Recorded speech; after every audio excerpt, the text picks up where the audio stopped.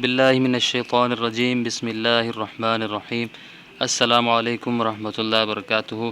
ناظرین، آپ دیکھ رہے ہیں اسلامک وائس چینل میں احسان اللہ ساسولی۔ امید کرتا ہوں سب دوست آپ خیر و عافیت سے ہوں گے۔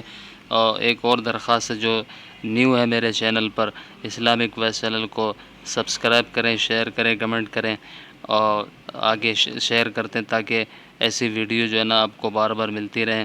تو بڑھتے ہیں ہم اپنی ویڈیو کی طرف۔ آج کی جو ویڈیو کا عنوان ہے، خالی نعمتوں کا آ جانا یہ خدا کی رضا کی دلیل نہیں۔ خالی نعمتوں کا زیادہ ہونا یہ اللہ کی خوشنودی اور رضا کی دلیل نہیں۔ اللہ تعالیٰ ناراض ہو کر بھی نعمتیں دیتا ہے، اللہ تعالیٰ ہر حالت میں نعمتیں دیتا ہے، لیکن برکت اور مہلت کے ساتھ، اس فرق کے ساتھ دیتا ہے۔ مثال کے طور پر جیسے چوہا، انسان کو غصہ آیا کہ چوہا گھر میں ہے، کبھی برتن گرا دیتا ہے، کبھی چیزوں کو ادھر ادھر کرتا ہے۔ اب انسان نے پنجرے کے اندر نعمتیں رکھی، ناراض ہو کر نعمتیں بھر دیں تاکہ اس چوہے کو پنجرے کے اندر پکڑا جائے اور پھر اس کو مارا جائے، اور دوسری طرف طوطے کو بھی پنجرے میں نعمتیں دی جا رہی ہیں اور اس سے انسان دل بہلا رہا ہے۔ طوطے کے پنجرے کی نعمت رضامندی کے ساتھ، چوہے کے پنجرے کی نعمت ناراضگی کے ساتھ۔ اس طرح بے دین اور دیندار کو بھی نعمتیں دی جاتی ہیں، لیکن دیندار کی نعمتیں راضی ہونے سے، جیسے طوطے کے پنجرے میں نعمتیں رکھنا، اور بے دین کو نعمتیں دینا مگر ناراضگی کے ساتھ، جیسے چوہے کے پنجرے میں نعمتوں کا رکھنا۔ دونوں میں فرق ہے۔ بہت سے چوہے گھر میں آ گئے، بہت نقصان پہنچا رہے ہیں، تو بہت سے پنجرے رکھے اور ہر ایک میں نعمتیں رکھی، کسی میں لڈو، کسی میں برفی، کسی میں موتی، یعنی قسم قسم کی مٹھائی۔ اب چاروں طرف سے نعمتیں ہی نعمتیں دکھائی دیں گی۔ اب جو چوہا آئے گا وہ ان نعمتوں کے لیے گھسے گا، لیکن انجام اس کا برا ہوگا، اور جو گھسے گا تو پنجرے میں بند ہو جائے گا اور پکڑ کر اسے مارا جائے گا۔ اسی طرح نعمتیں تو ملی لیکن جان بھی گئی۔ اسی طرح اللہ تعالیٰ فرماتے ہیں کہ اگر کوئی نافرمانی کرے گا تو یہ نہیں کہ نعمتوں کے دروازے اس پر بند کر دیے جائیں گے، بلکہ نعمتوں کے دروازے اور کھول دوں گا۔ اللہ تعالیٰ فرماتے ہیں فَلَمَّا نَسُوا مَا ذُكِّرُوا بِهِ فَتَحْنَا عَلَيْهِمْ أَبْوَابَ كُلِّ شَيْءٍ حَتَّى إِذَا فَرِحُوا بِمَا أُوتُوا أَخَذُونَهُمْ بَغْتَةً فَإِذَا هُمْ مُبْلِسُونَ۔ اللہ تعالیٰ فرماتے ہیں کہ ہم نے دروازے کھول دیے نافرمانوں کے لیے، ملک کا دروازہ، مال کا دروازہ، آمدن کا دروازہ سب کھول دیے ہیں۔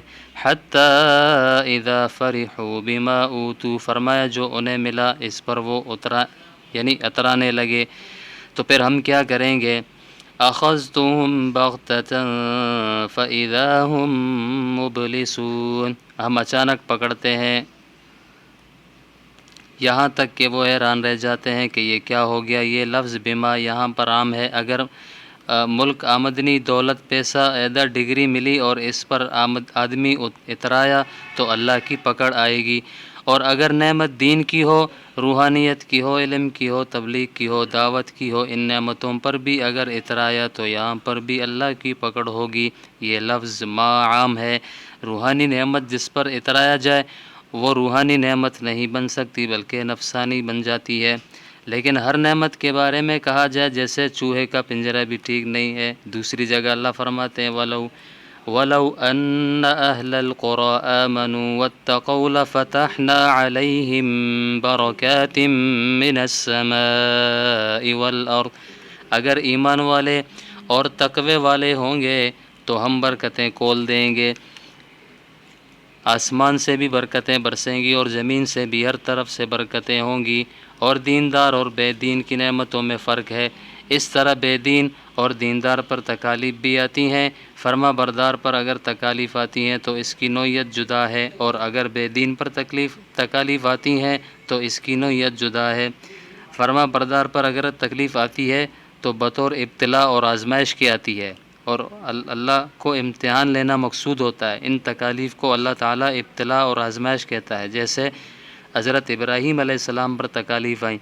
وَإِذِ ابْتَلَىٰ إِبْرَاهِيمَ، احد کے اندر صحابہ پر جو تکلیف آئی وہ بھی بطور ابتلاء کے۔ حنین کے اندر جو تکلیف آئی وہ بطور ابتلاء کے۔ یہ تمام تکالیف جو صحابہ پر آئیں یہ سب ابتلاء اور آزمائش کے طور پر آئی۔ میرے محترم دوستو، حضرت یوسف علیہ السلام کا قصہ بیان کر رہا تھا کہ یوسف علیہ السلام کے بھائیوں نے تدبیر کی باپ کے دل میں محبت پیدا کرنے کے لیے، اور وہ تدبیر چلی لیکن شریعت کے خلاف تھی، تو انجام اس کا برا آیا۔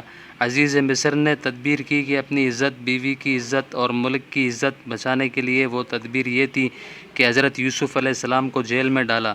تدبیر چلی، عزت بچ گئی، چونکہ شریعت کے خلاف تھی تو آسمانی فیصلہ خلاف ہوا، انجام برا آیا۔ اور برا انجام کیا آیا؟ حضرت یوسف علیہ السلام کے بھائی فلسطین میں تھے، عزیز مصر میں تھا، اور آسمانی فیصلہ دونوں کے خلاف ہوا، تو 7 سال کا قطع مصر میں آیا اور فلسطین میں بھی آ گیا۔ دوستو، آج کی ویڈیو یہیں تک، اب ملتے ہیں اپنی اگلی ویڈیو میں، اب تک اپنا خیال رکھیے گا، اللہ حافظ۔